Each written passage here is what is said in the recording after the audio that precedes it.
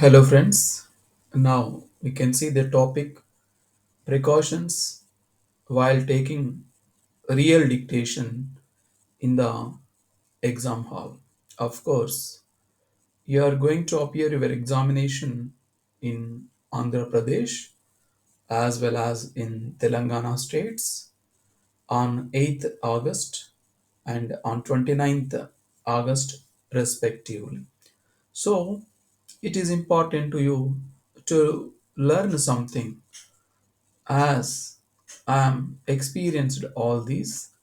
Just I'm going to give you some hints, tips while you are taking a real dictation and how you be in the examination hall, etc.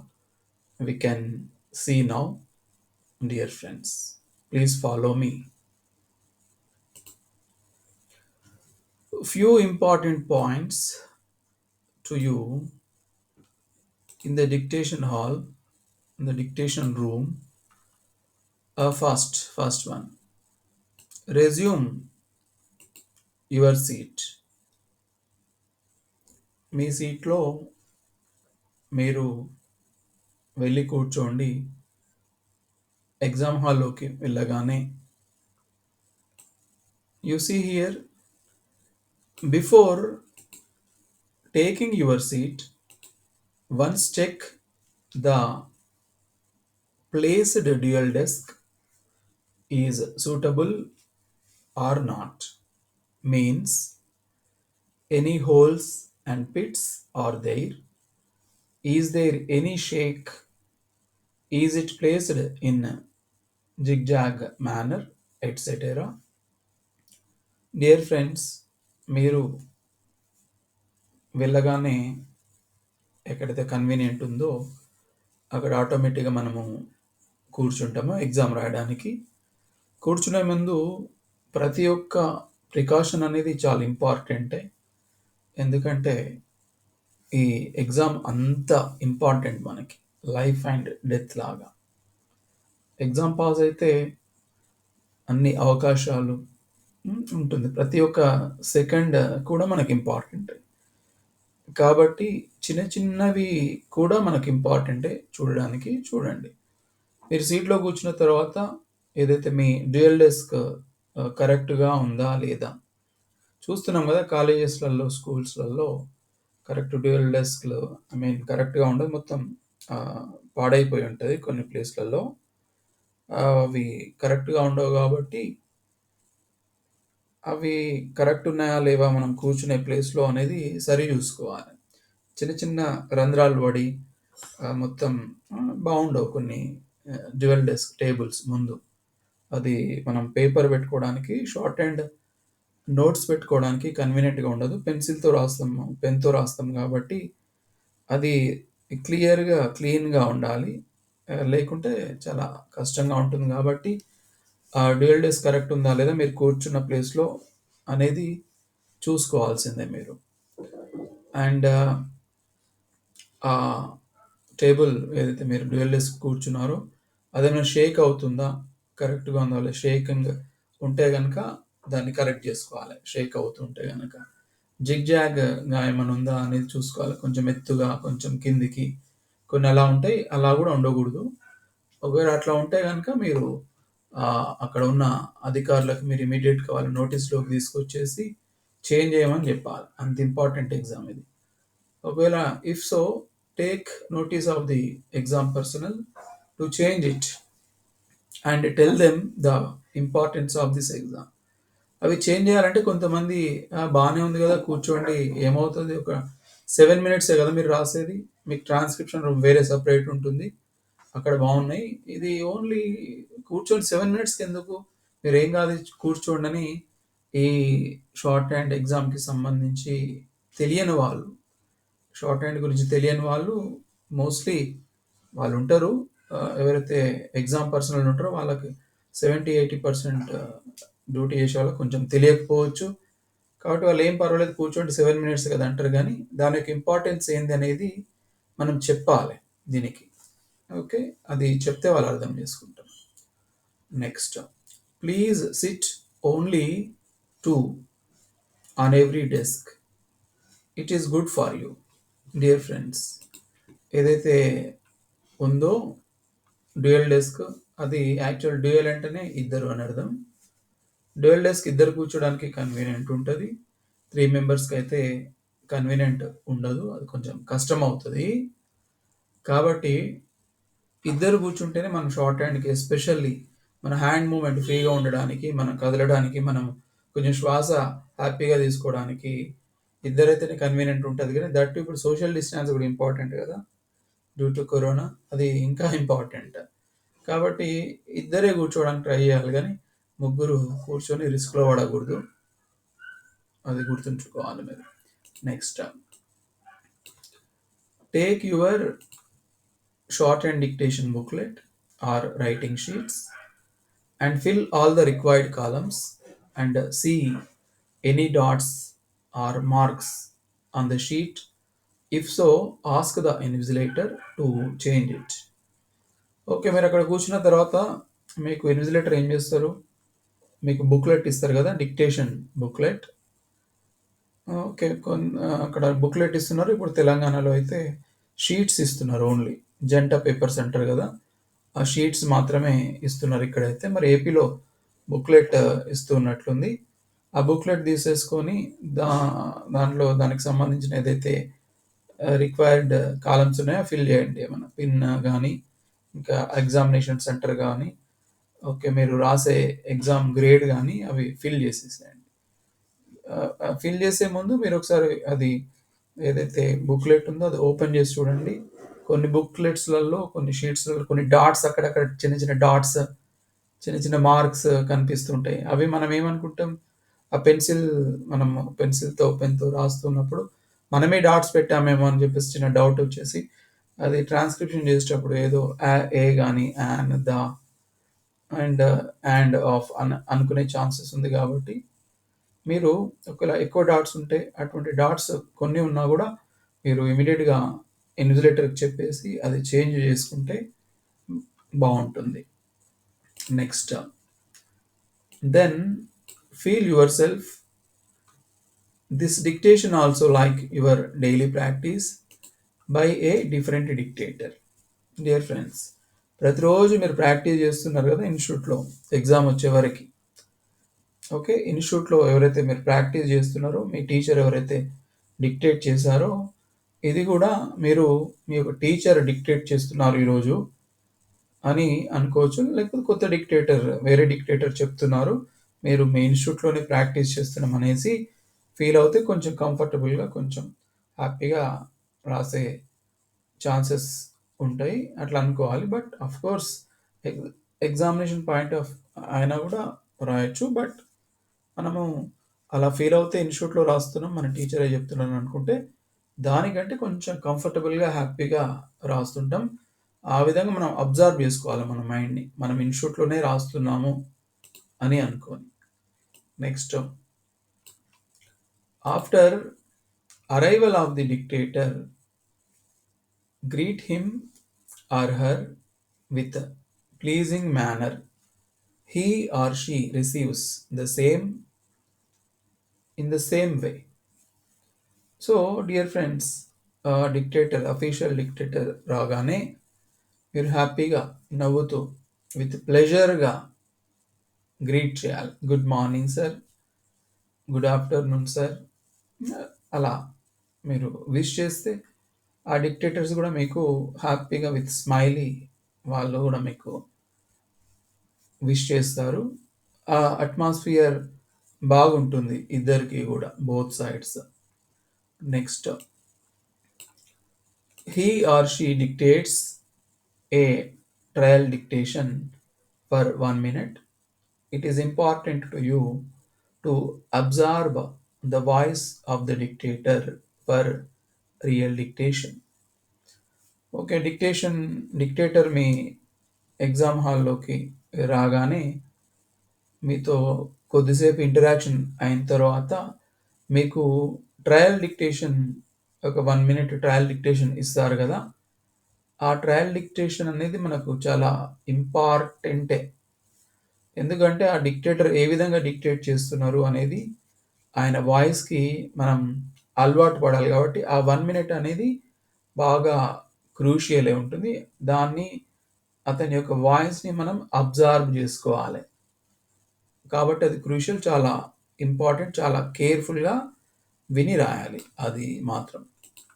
Next, do not think that I am little distant in inches, meters to the dictator because it is audible to every candidate as the dictation room maintains pin drop silence while dictation is going on.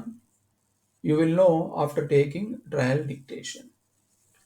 Okay, మనము లోపలికి వెళ్ళగానే మన seats ఏదైతే కూర్చున్నామో కొంతమంది మన friends అనుకుంటుంటారు, నేను దూరం కూర్చున్నా, డిక్టేటర్ కొంచెం అక్కడ ఉన్నాడు, దూరం ఉంది, నాకు వినిపిస్తదో వినిపించదో, కరెక్ట్‌గా ముందు కూర్చున్న వాళ్ళైతే బాగా కూర్చున్నారు, వాళ్ళ క్లారిటీ ఉంటది గానీ, నాకు ఇంత దూరం కూర్చొని నాకు కరెక్ట్ వినిపించదనేది చిన్న ఫోబియా లాగా, చిన్న నెగటివిటీ ఉండే ఛాన్స్ ఉంది. కాబట్టి అట్లా ఏమి అనుకోవద్దు. మీరు ఎగ్జామ్ రియల్ డిక్టేషన్ స్టార్ట్ కాగానే మనకు ఆ రూమ్ అంతా పిన్ డ్రాప్ సైలెన్స్ మోడ్‌లో ఉంటుంది. ఎవరేం మాట్లాడరు కాబట్టి డిక్టేటర్ చెప్పేదే ఫోకస్ అయి ఉంటుంది ఆ రూమ్ అంతా సౌండ్.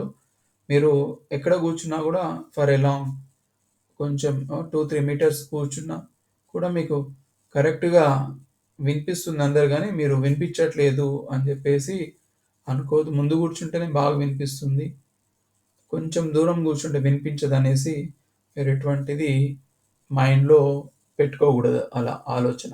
అందరికీ వినిపిస్తుంది. Next important instruction. When you're ready to take dictation, don't think that the passage contains hard, easy, but you are being good writer. Just focus on the dictation and go through. Okay, dictation రాసే ముందు, trial dictation అయిపోతుంది, real dictation రాసే ముందు మన మైండ్‌లో చిన్న చిన్న ఆలోచనలు వస్తాయి. ప్యాసేజ్ ఎట్లా ఉందో, ప్యాసేజ్ ఏ సబ్జెక్టుకు సంబంధించిందో, ప్యాసేజ్ హార్డ్‌గా ఉందో, ప్యాసేజ్ ఈజీగా ఉందో అని చెప్పేసి ఇటువంటి రకరకాల ఆలోచనలు వస్తాయి మనకు. మనము ఏ విధంగా ప్రాక్టీస్ చేసామనేది మనకు తెలుస్తుంది కదా ముందే. మనం ప్రతిరోజు ఇన్స్టిట్యూట్‌లో ప్రాక్టీస్ చేసినాం. 80 వాళ్ళమైతే 80, ఇంటర్మీడియేట్ అయితే ఇంటర్మీడియేట్, హైయర్ అయితే హైయర్. మనం ఆల్రెడీ మెజర్ చేసుకొని ఉన్నాం మనం ఏ విధంగా రాస్తామని చెప్పేసి. మనం ఇన్స్టిట్యూట్‌లో ఏ విధంగా ప్రాక్టీస్ అయితే చేసినామో సేమ్ ఇక్కడ కూడా అదే పర్ఫార్మెన్స్ ఇస్తాం. కానీ అక్కడ ఆలోచిస్తాం, ఆ ఇన్స్టిట్యూట్‌లో ప్రాక్టీస్ చేసినప్పుడు కాంటెంట్ ఏంటి, హార్డ్ ప్యాసేజా, ఈజీ ప్యాసేజా, డిక్టేటర్ ఎట్లా చెప్తాడు ఏంటి అనేది ఏమైనా ఆలోచిస్తామా మనం? అసలు ఆలోచించాం కదా, కానీ ఇక్కడ ఆలోచిస్తాం వచ్చిన తర్వాత. కానీ అటువంటిది మొత్తం ఏది ఆలోచించొద్దు. హార్డ్‌గా ఉందా ప్యాసేజ్, ఈజీగా ఉందా ప్యాసేజ్, ఏ సబ్జెక్ట్ ఉందో ప్యాసేజ్, ఏ మ్యాటర్ ఉందో అనేది అస్సలు ఆలోచించొద్దు. మీరు ఇన్స్టిట్యూట్లో ఎట్లయితే రాసిరో ఇక్కడ కూడా అదే విధంగా రాయాలి, కానీ అనవసరమైన ఆలోచనలు పెట్టుకోవద్దు. Next, do not think of hard words, content etcetera. It is a part of dictation. You should be in a position to write any kind of passages, being a good practitioner. కాబట్టి dear friends, ఈ passage ఎట్లా ఉంది, hard ఉందో, ఈజీగా ఉందో, ఏం subject ఉందో అనేది ఆలోచించడానికి లేదు. ఎందుకు అంటే ఇది ఒక పార్ట్ మనకి. ఒకసారి ఈజీగా ఉండొచ్చు ప్యాసేజ్, ఒకసారి హార్డ్‌గా ఉండొచ్చు, ఎలా అయినా ఉండొచ్చు ప్యాసేజ్. మనం ప్రాక్టీస్ చేసినాం కదా కరెక్ట్‌గా, మంచిగా ప్రాక్టీస్ చేసి వచ్చినాం ఎగ్జామ్‌కి, ఎట్లా అయినా ఉండొచ్చు. కాబట్టి ఇట్లా ఉందా, అట్లా ఉందా అనేది అనవసరంగా ఆలోచించే బదులు మనము డిక్టేటర్ ఏదైతే చెప్తున్నాడో ఆ డిక్టేషన్ మీదనే కాన్సంట్రేషన్ పెడితే ఆటోమేటిక్‌గా మనకు అది వచ్చేస్తది రైటింగ్‌లో. కానీ మనము డిక్టేటర్ కంటే మనం ఎక్కువ బాధపడతాం. హార్డ్‌గా ఉందా, ఈజీగా ఉందా, ఎట్లా ఉంది అని చెప్పేసి. అవన్నీ చూడొద్దు. డిక్టేటర్ చెప్పేది మైండ్‌లో పెట్టేసుకొని రాస్తూనే ఉండాలి. అది important. Next, do not think the dictator is going to dictate ups and downs, etc., but to focus on the dictation.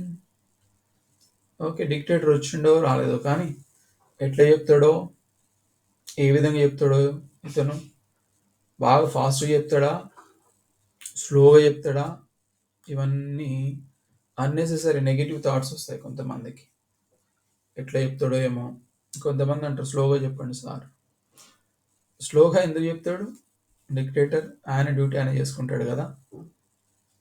కాబట్టి ఇది మనకు షార్ట్ హ్యాండ్లో ఒక భాగమే. అప్స్ అండ్ డౌన్స్ కూడా, అంటే మరీ అప్స్ డౌన్స్ కాదు, ఒక 4-5 వర్డ్స్ అటు ఇటు వెళ్ళే అవకాశం ఉంటుంది. ప్లస్ కొన్నిసార్లు ఆ ప్యాసేజ్ని బట్టి కూడా మనకు 80 వర్డ్స్ పర్ మినిట్ చెప్తే 85-90 వర్డ్స్ పర్ మినిట్ లాగా అనిపిస్తుంది. ఒక్కోసారి 90 వర్డ్స్ పర్ మినిట్ డిక్టేషన్ ఇచ్చినా అది 80 లాగానే అనిపిస్తుంది. అది మీరు ఆల్రెడీ ఎక్స్పీరియన్స్ చేసి ఉంటారు ఇన్స్టిట్యూట్లో. కాబట్టి ప్యాసేజ్ ఫార్మేషన్ని బట్టి, సెంటెన్స్ ఫార్మేషన్ బట్టి అది ఆ విధంగా ఉంటుంది. అప్స్ అండ్ డౌన్స్ ఏమీ ఉండవు మోస్ట్లీ. ఒక 5 వర్డ్స్ అటు ఇటుగా ఉంటే కూడా అది షార్ట్ హ్యాండ్లో ఒక భాగమే కానీ డిక్టేటర్స్ ఏమీ కాదు. అది కామన్. మనం ఆ విధంగా ఇన్స్టిట్యూట్ లెవెల్లోనే ప్రాక్టీస్ అయి ఉంటాం. ప్రాక్టీస్ చేయాల్సిందే అప్స్ అండ్ డౌన్స్ కూడా. Next,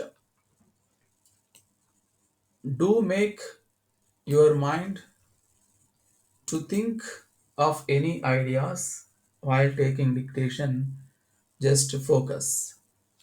Okay, real dictation, get ready 10 seconds 5 seconds ఏదైతే చెప్తారో అప్పుడు మీరు ఖచ్చితంగా ఆ డిక్టేషన్ ప్యాసేజ్ డిక్టేటర్ యొక్క వాయిస్ మీదనే మీ కాన్సన్ట్రేషన్ ఉండాలి కానీ ఇంకా అనవసరమైన ఆలోచనలు మీ మైండ్లోకి తీసుకురాకూడదు. మీరు ఓన్లీ ఆ dictation voice of the dictator మీదనే ఫోకస్ పెట్టాల్సిందే. ఆ విధంగా ప్రాక్టీస్ చేయాలంతే. Next, after starting of taking dictation, you don't think the business of besider who sits and writing, because you don't know the gestures of him or her. Few are whispering due to his or her incapability and break the pencil in the middle, etc. మీరు dictation start అయిన తర్వాత, real dictation start అవుతుంది, అప్పుడు మీరు ఒక్కరే మీ సీట్లో ఉన్నారనుకొని రాయాలి కానీ పక్కన ఒకరు ఉన్నారు, పక్కన ఒకరు కూర్చున్నారు అనేది, వాళ్ళు ఏం చేస్తున్నారు, ఎలా చేస్తున్నారు అనేది ఖచ్చితంగా అటు సైడు మన ఆలోచన పోకూడదు పక్కన కూర్చున్న వాళ్ళ మీద. ఎందుకు అంటే కొంతమంది కరెక్ట్ ప్రాక్టీస్ లేని వాళ్ళు, ప్రాక్టీస్ చేయని వాళ్ళు, వాళ్ళకు డిక్టేషన్ అది పడదు. డిక్టేటర్ చెప్తూ ఉంటే అప్పుడు కొంతమంది చిన్న చిన్న విస్పరింగ్ చేస్తారు, చిన్న చిన్న గుసగుసలాడడం, అబ్బా అని చెప్పేసి, రాయట్లేదు అని చెప్పేసి, డిఫరెంట్ అర్థమవుతుంది అని నేను చెప్పేది. అవి గునసడం, ఓకే, విస్పరింగ్ చేయడము, వాళ్ళకు వాళ్ళు మాట్లాడుకోవడము, ఏదో గులగడం, ఇట్లా ఇటువంటివన్నీ కొంతమంది అలవాటు అట్లా ఉంటుంది. అది అంతా చెప్తూ ఉంటారు అట్లా కొంతమంది ప్రాక్టీస్ కరెక్ట్గా లేని వాళ్ళు. అవన్నీ పట్టించుకోవద్దు. అవన్నీ పట్టించుకుంటే మనము డిస్టర్బ్ అవుతాం. పక్కన వాళ్ళు ఏం చేస్తున్నారు, ఏం కథ అనేది మర్చిపోవాలి. అట్లనే ఇంకా కొంతమంది ప్రాక్టీస్ కరెక్ట్గా లేని వాళ్ళు, కోర్స్ ఉన్న వాళ్ళు కూడా కొన్ని సందర్భాలు వాళ్ళ పెన్సిల్స్ డిక్టేషన్ స్టార్ట్ గానే కొంతమందిది పెన్సిల్స్ ఏదైతే బ్రేక్ అవుతూ ఉంటాయి అవి కూడా మనము పట్టించుకోకూడదు. మీది మీరు ప్రాక్టీస్ చేయాలి. అందుకే ఇన్స్టిట్యూట్ ప్రాక్టీస్ అనేది చాలా చాలా ఇంపార్టెంట్. డైరెక్ట్ ఎగ్జామ్ రాసే వాళ్ళకి కష్టమే, ఇవన్నీ ప్రాక్టీస్లో భాగమే, చాలా ఇంపార్టెంట్ ఇవన్నీ. Next, leave any omissions takes place while taking dictation.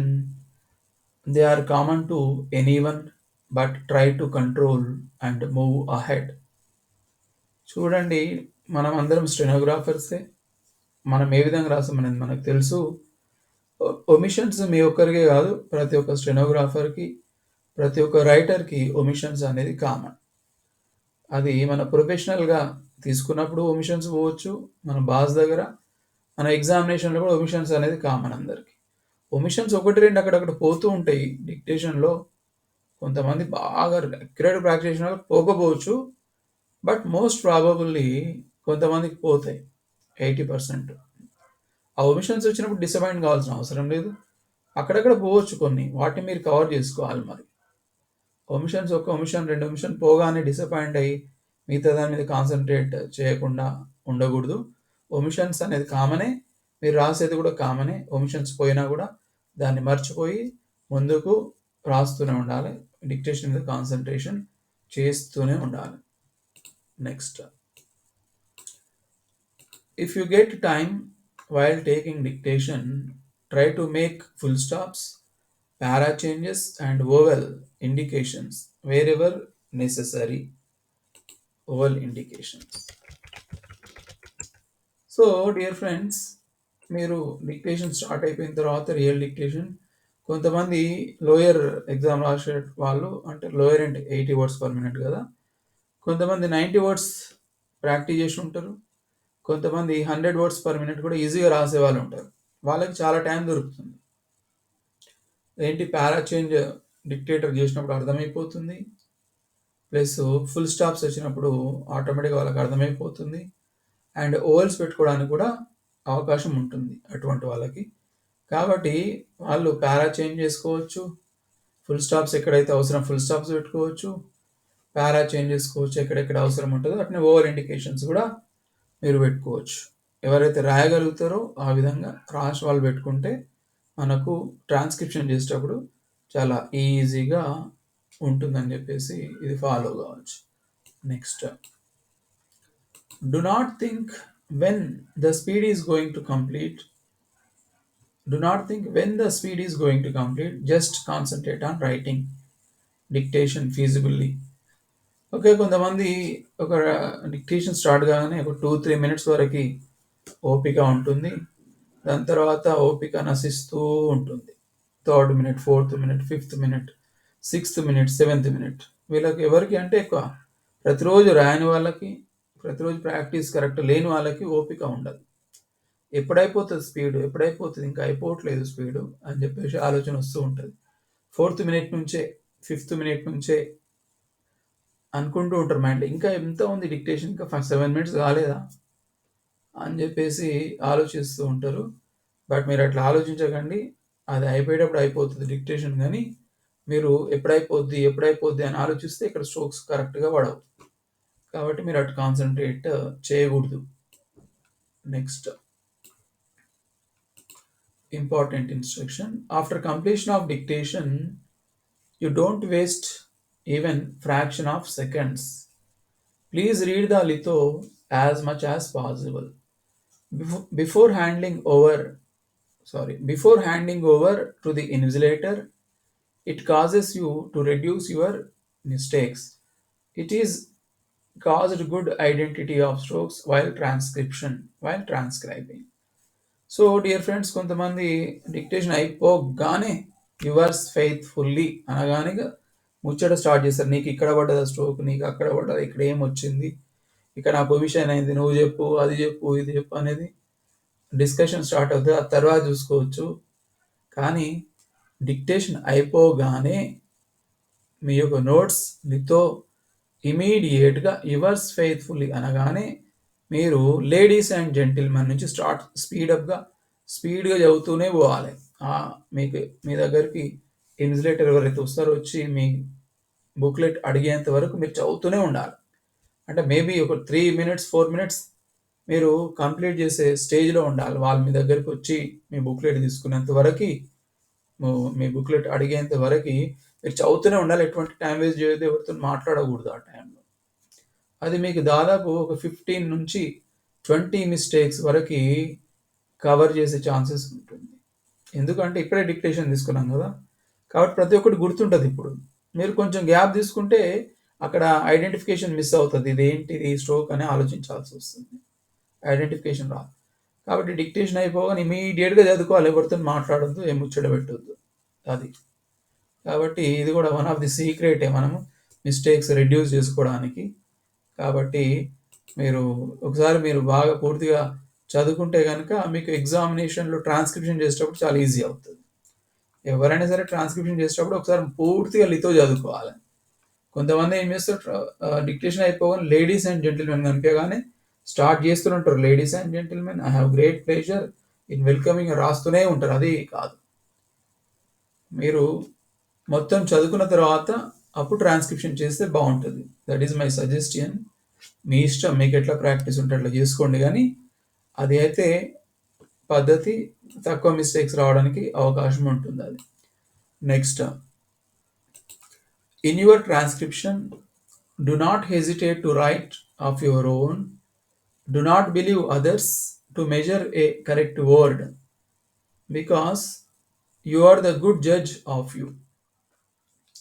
మన మీద మనకు నమ్మకం ఉండదు. ఒక్కొక్కసారి మనం ఏది రాసి ఉంటాం, ఆ రాసిన దానికి కొంచెం ఏదైనా హెజిటేషన్లో ఉంటే కనుక మనం పక్క వాళ్ళని అడుగుతాం, ఇక్కడ వర్డ్ ఏముంది, కమ్మా గివ్వా, అక్కడ కమ్ వస్తుందా గివ్ వస్తుందా, ఏదో రాసినా నాకు అర్థం కావట్లేదు.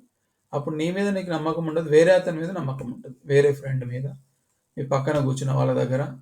ఆయన గివ్ అంటే మీరు గివ్ రాసేస్తారు అక్కడ, ఆయన కమ్ అని చెప్తే కమ్ అని రాస్తారు. That is wrong. మీరు ఏదైతే రాసారో మీ గురించి మీకే తెలిసి ఉంటుంది. మీ మీద మీరు నమ్మకం ఉంచండి, మిమ్మల్ని మీరు నమ్మండి, మీది మీరు రాయండి. అతను చెప్పేది అతను కరెక్ట్ రాయొచ్చు, తప్పు రావచ్చు, మీకేం తెలుస్తుంది అతని గురించి. కాబట్టి better to avoid all these things, to ask to others. Just you do your business while transcribing. It is good to you. Next, time is important. Time is important to complete your transcription within the allotted time. Wear a watch, wristwatch, and follow accordingly. So transcription కొంతమంది time waste చేసుకునే వాళ్ళు కూడా కొంతమంది ఉంటారు. కొంతమంది టైంని పట్టించుకోరు. కానీ టైం కూడా ఇంపార్టెంట్. లోయర్కి 1 అవరే ఉంటుంది కదా, ఇంటర్మీడియట్కి హయ్యర్కి 1.5 అవర్ ఉంటుందేమో. కాబట్టి మీరు ఆ టైంని బేస్ చేసుకొని రాస్తూ ఉండాలి. కొంతమంది టైం పట్టించుకోరు, స్లోగా రాస్తుంటారు. తీరా టైం అయిపోయే వరకు బెల్ వచ్చేస్తుంది, 5 minutes ఇండికేషన్ ఉంటుంది. అప్పుడు ఇంకా ఆయనకి ఇంకా 2-3 minutes రాయడానికి ఉంటుంది. అప్పుడు ఎక్కడ సాధ్యమవుతుంది? కాదు కదా. కాబట్టి మీకు ఇన్స్టిట్యూట్ ప్రాక్టీస్ ముందే మీకు ట్రాన్స్క్రిప్షన్ ప్రాక్టీస్ అయి ఉండాలి.